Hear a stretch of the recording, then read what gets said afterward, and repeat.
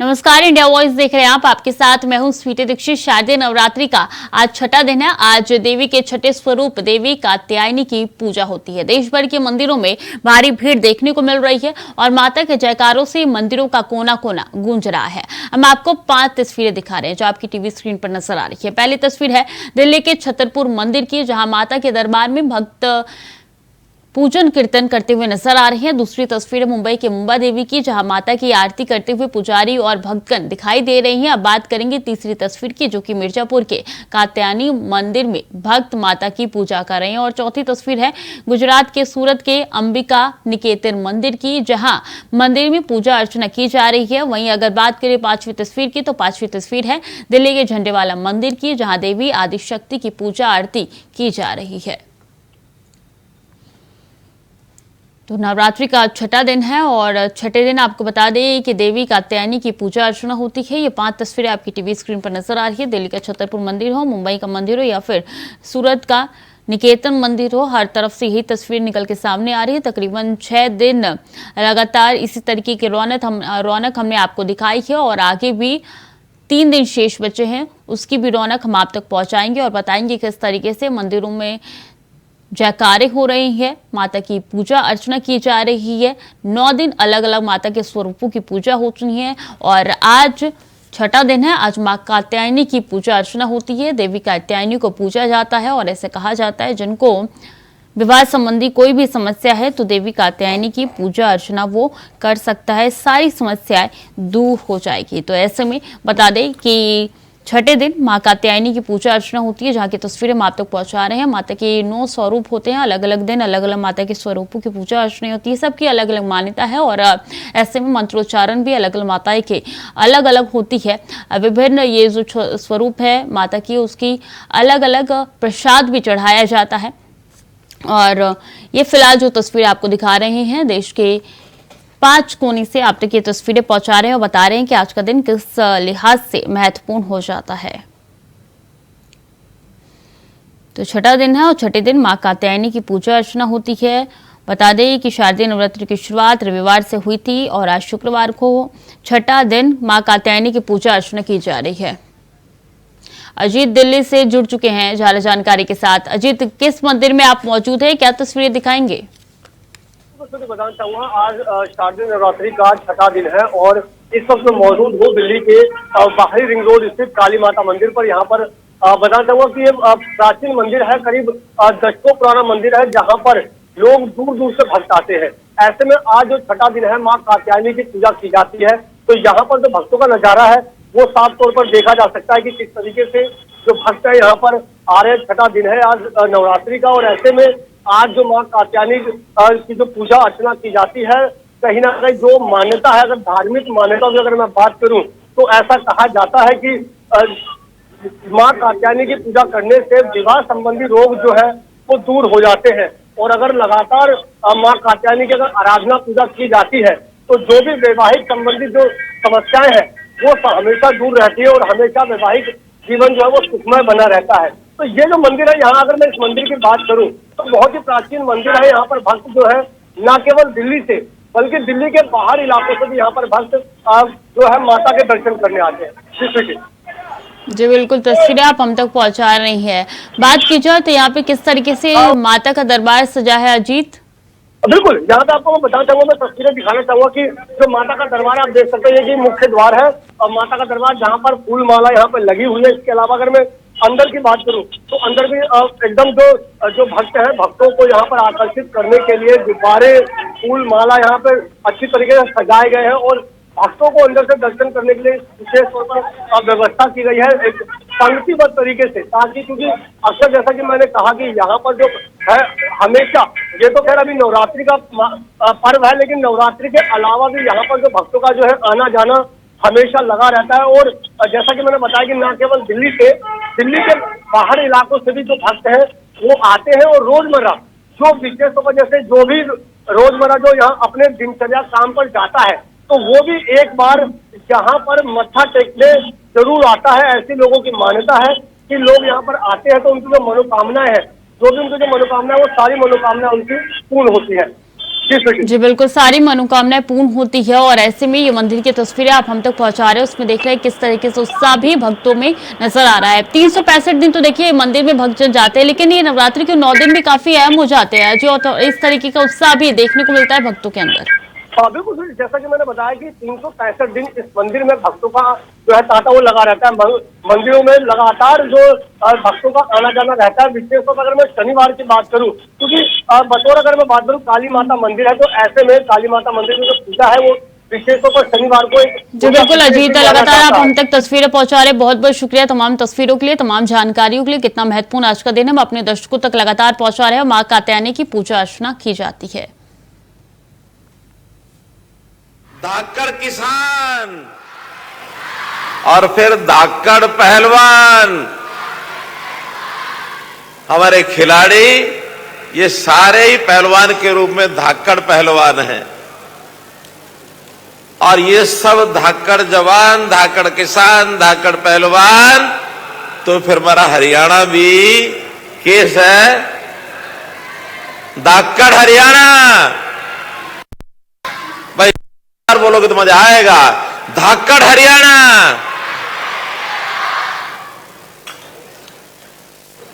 चौधरी रणजीत सिंह जी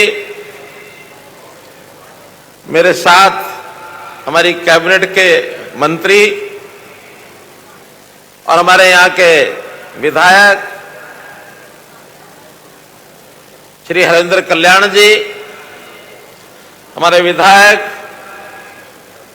श्री धर्मपाल गोंदर जी, हमारे यहां की मेयर बहन रेणुबाला गुप्ता जी, हमारे सेक्रेटरी स्पोर्ट्स श्री नवदीप विर्क जी, उपस्थित डीसी साहब, एसपी साहब और हमारे वाइस चांसलर स्पोर्ट्स यूनिवर्सिटी,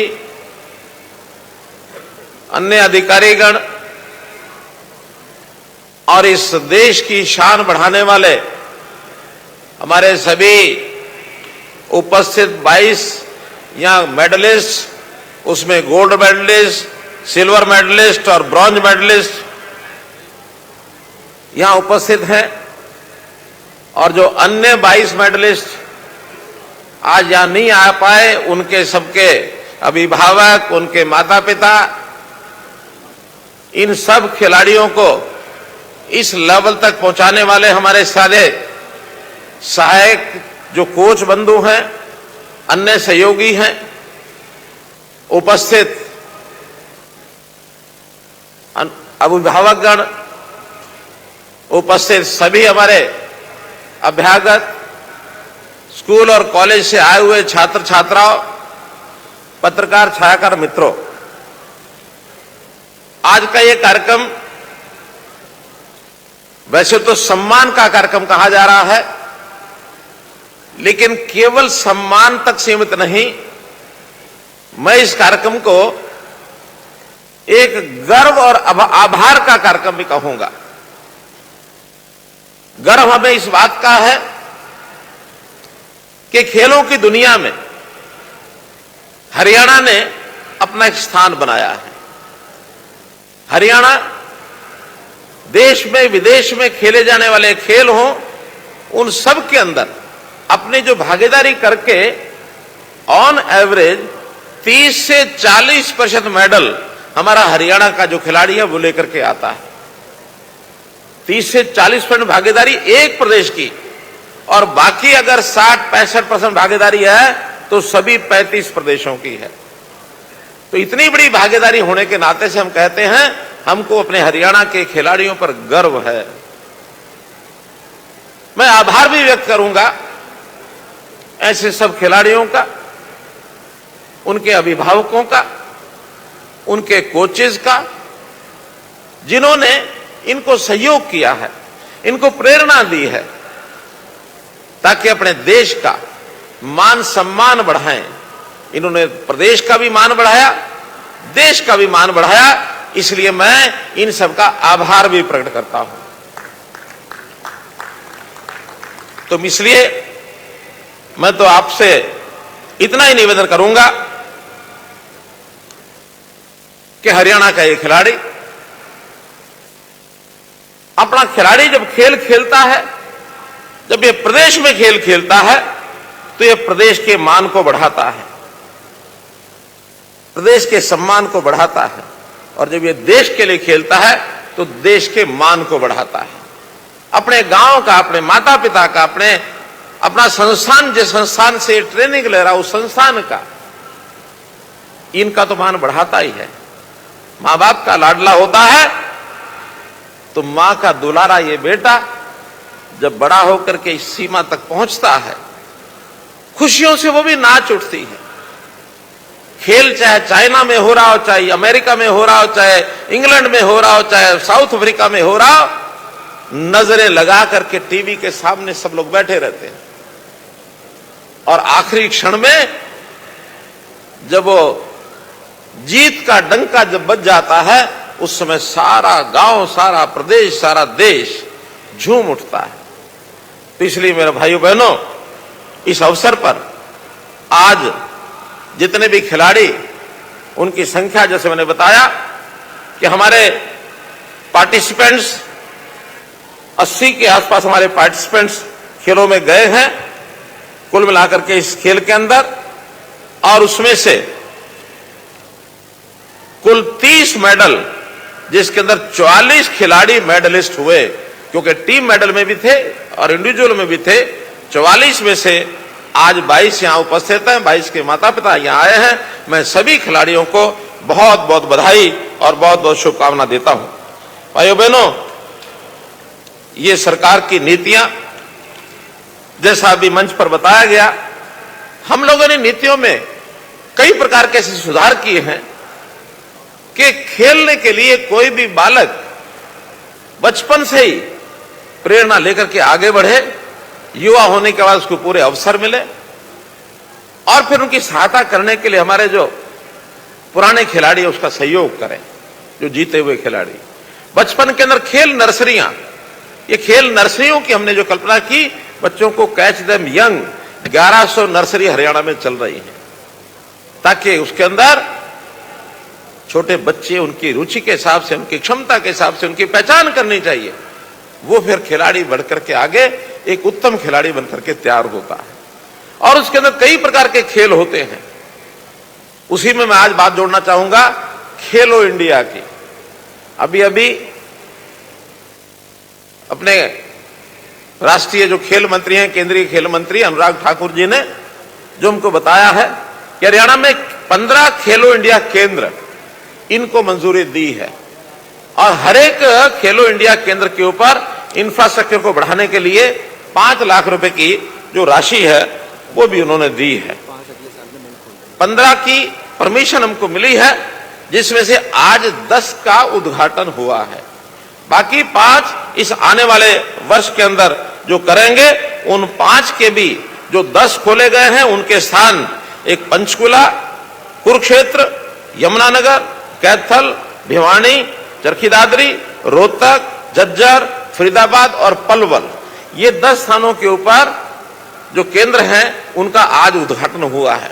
अन्य जो 5 रह गए हैं उनको भी अगले वर्ष के पहले, जिसमें हिसार, सिरसा, नूंह, सोनीपत और जहां हम बैठे हैं करनाल, यहां भी ये सारे केंद्र इस अगले साल में होने वाले हैं।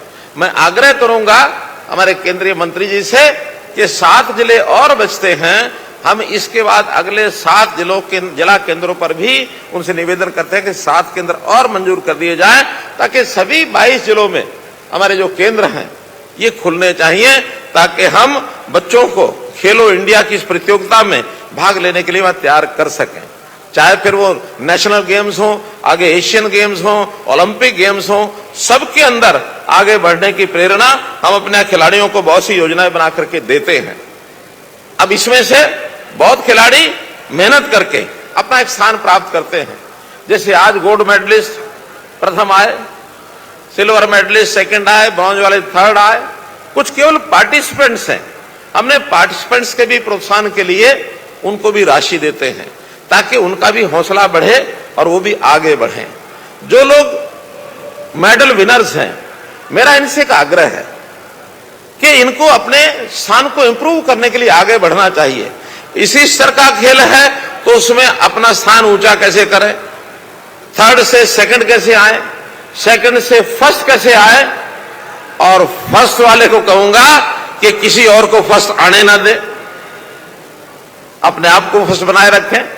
तो कंपटीशन में इस भावना को लेकर के आगे बढ़ेंगे तो नए नए खिलाड़ी और आगे उभरेंगे। और जो आज एशियन खेल रहे हैं तो आगे बढ़कर के ओलंपिक में इसके तैयारी के लिए अपनी जी जान लगा दें, ताकि ओलंपिक जो हाईएस्ट खेल होता है उस हाईएस्ट खेल के लिए हम लोग जो है आगे बढ़ सकें, ताकि दुनिया किसी तरीके से भारत को पहचाने और भारत में हरियाणा को भी पहचाने। क्योंकि एक बात से हमें बताने में भी मुझे संकोच नहीं है, हरियाणा देश की टैली में तो ऊपर आया है, काफी प्रथम है।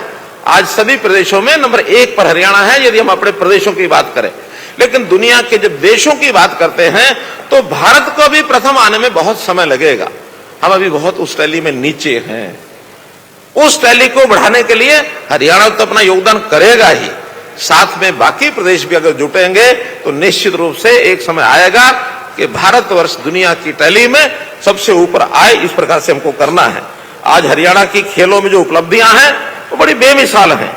2012 के अगर लंदन में जो ओलंपिक हुए थे उसमें 6 पदक जो मिले थे, 4 पदक उसमें हरियाणा के थे। ये आज का विषय नहीं है। उस समय से 2016 में रियो ओलंपिक में हमारी 2 बेटियां जो जिन्होंने मेडल लिए थे उसमें से एक बेटी हरियाणा की थी। 2021 के ओलंपिक में भी 7 में से 3 ओलंपिक ये हरियाणा से आए थे। ऐसे ही हमारे जो स्वर्ण पदक विजेता Neeraj Chopra track and field खेल का पहला स्वर्ण पदक ये नीरज चोपड़ा ने ये जीता था। तो इस प्रकार से खेलों की सूची बहुत लंबी है जिसके अंदर हरियाणा का अपना स्थान है। हर खेल में जैसे मैंने बताया 30 से 40% तक हरियाणा की भागीदार होती है। खेलो इंडिया में भी अभी पहला जो खेलो इंडिया हुआ था 128 पदक में से 41 जो पदक है वो हरियाणा ने जीते थे। खेलों को इनाम के नाते से जैसा आपने देखा कि गोल्ड मेडलिस्ट जो ओलंपिक में उसको 6 करोड़ रुपया हरियाणा देता है। इसके अलावा और भी बहुत प्रकार की सुविधाएं हैं। नौकरी की सुविधाएं भी जो मेडलिस्ट हैं उन सब के लिए हमने तय की हैं। और इसी प्रकार से जो एशियन गेम्स हैं इसमें भी गोल्ड मेडलिस्ट को जैसे आज आपने देखा 3 करोड़ रुपए की राशि ये गोल्ड मेडलिस्ट को मिलती है। आज 44 खिलाड़ियों को जो नगद राशि दी गई है, आज तो एक टोकन जैसा होता है, इसके बाद इनके खातों में राशि शाम तक ही पहुंच जाएगी। वो 81 करोड़ रुपए की राशि ये कुल मिलाकर के दी है, कुल 81 करोड़ रुपया है। अब एक सुझाव मेरे मन में आया, किसी ने कहा कि अच्छी बात है खिलाड़ियों को सेहत बनाने के लिए कुछ ना कुछ और भी करना चाहिए। तो मैं एक छोटी सी चीज और जोड़ता हूं, बहुत बड़ी तो नहीं है, कि ऐसे इन सभी 44 खिलाड़ियों को एक वीटा घी का टीन, ये भी एक आज मैं अनाउंस करता हूं, इन सबको दिया जाएगा।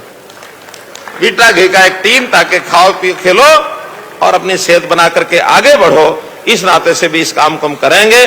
तो आज इस अवसर के ऊपर कुछ और चीजें, क्योंकि अपेक्षा रहती है कि इस अवसर पर कोई अनाउंसमेंट्स भी ऐसी करनी चाहिए, तो मेरे दिमाग जो मैं जब डिपार्टमेंट के साथ बैठ करके हम लोगों ने जो तय किया है उसके अंदर एक है कि छोटे छोटे स्थानों पर जो खेल होते हैं गांव में शहर में, तो वहां कुछ इक्विपमेंट्स की डिमांड आती है हमारे पास, चाहे वो वॉलीबॉल के नाते बॉल्स की बात है या कोई नेट की बात है, फुटबॉल की बॉल और नेट की बात, बास्केटबॉल की बॉल की बात, handball, boxing, wrestling, judo, cricket, इनके लिए जो इक्विपमेंट्स हैं उसके प्रोविजन को हम 2023 के अंदर एक नई पॉलिसी बनाई है हमने। अभी 13 तारीख को उसको घोषणा कर दी है। तो जहां की जितनी डिमांड होगी उस हिसाब से ये सामान ये देने की हम पॉलिसी इस साल से बना रहे हैं कि गांव में शहर में जहां भी छोटे छोटे स्थानों से इन खेलों को बढ़ावा देने के लिए सामान की जरूरत है हम देंगे। इसी प्रकार दूसरा, कुछ खेल ऐसे हैं जो हमारे राष्ट्रीय खेलों की जो सूची है उसके अंदर नहीं आते हैं, फिर भी मान्यता कुछ खेलों ने, कुछ एसोसिएशन अपने बढ़ा रखी हैं। ऐसे जो छोटे छोटे खेल, नए नए खेल, जब तक वो किसी खेल श्रृंखला का हिस्सा नहीं बन जाते तब तक उनको इनाम जो है गोल्ड मेडलिस्ट का या सिल्वर मेडलिस्ट का, ब्रॉन्ज मेडलिस्ट का, जो इनाम हमारे सामान्य खेल नीचे लेवल के होते हैं वो उनको भी दिए जाएंगे। कहीं 25,000 है, कहीं 15,000 है, कहीं 10,000 है। तो ऐसे सामान्य खेलों को बढ़ावा देने के लिए भले ये छोटी योजना है तो भी हम इसमें जो एलिजिबल इस प्रकार के कैंडिडेट होंगे उनको ये पैसा देकर के उनको प्रोत्साहित करेंगे। नई कोई निशानेबाजी इसकी रेंज हरियाणा में हो, अभी तक मेरी जानकारी के हिसाब से सरकारी ऐसी कोई भी शूटिंग रेंज हरियाणा में नहीं है। तो 2 स्थानों पर हमने तय किया है, एक विलेज निमाणा डिस्ट्रिक्ट झज्जर और दूसरा सेक्टर 32 पंचकुला।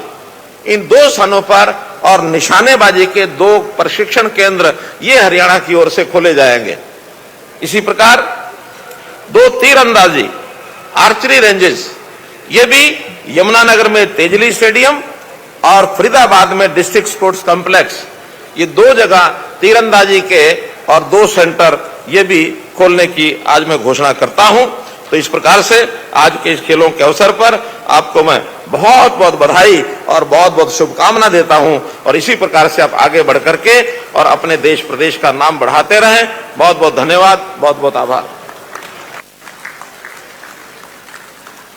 जिस प्रकार का आशीर्वाद माननीय मुख्यमंत्री महोदय ने दिया है और आगे आने वाली सर्दियों में घी आप सब जानते हैं कितना कारगर सिद्ध होता है। ये घी केवल पहलवानों के लिए, जो ये मेडल विनर्स हैं, ये आप लोगों के लिए भी प्रेरणा है कि किस प्रकार आपकी अपनी हरियाणा सरकार प्रत्येक खिलाड़ी की सेहत का भी ख्याल रखती है, उनके उत्थान के लिए प्रयासरत रहती है। आज के इस कार्यक्रम में अभी आकर्षण और बाकी हैं, आप बैठे रहिएगा। मैं आग्रह करूंगा जिला करनाल के अंदर सभी रचनात्मक गतिविधियों में अपना भरपूर योगदान देने वाले माननीय मुख्यमंत्री महोदय के आशीर्वाद के फलस्वरूप जो रचनात्मक गतिविधियां हैं। तो हरियाणा के सीएम मनोहर लाल को सुन रहे थे आप, किस तरीके से यहाँ पे कार्यक्रम में गए और खिलाड़ियों को सम्मान समारोह में उन्होंने सम्मान दिलाया और एशियन खेलों में पदक विजेताओं का सम्मान हुआ। यहाँ पे हरियाणवी खिलाड़ियों का सम्मान समारोह का आयोजन किया गया था, जिसमें सीएम मनोहर लाल ने शिरकत की, अपना संबोधन भी उन्होंने दिया। उन्होंने संबोधन में कई बड़ी बातें कही, हरियाणा में किस तरीके से खिलाड़ी लगातार आगे बढ़ रहे हैं, उनका मनोबल बढ़ाने के लिए यहाँ पे उन्होंने सम्मान समारोह का आयोजित किया और इसी के साथ 3 करोड़ रुपए उन्होंने स्वर्ण पदक विजेताओं को दिए। इसी के साथ आपको बता दें कि उन्होंने कई बड़े ऐलान इस मंच से किए हैं, जिससे यहाँ पे खिलाड़ियों को और भी आगे बढ़ने का प्रोत्साहन मिलेगा और इसी तरीके से लगातार आगे बढ़ते हुए खिलाड़ी नजर आएंगे। तो फिलहाल के लिए बुलेटिन में इतना ही। खबरें लगातार जारी है, देखते रहिए इंडिया वॉइस।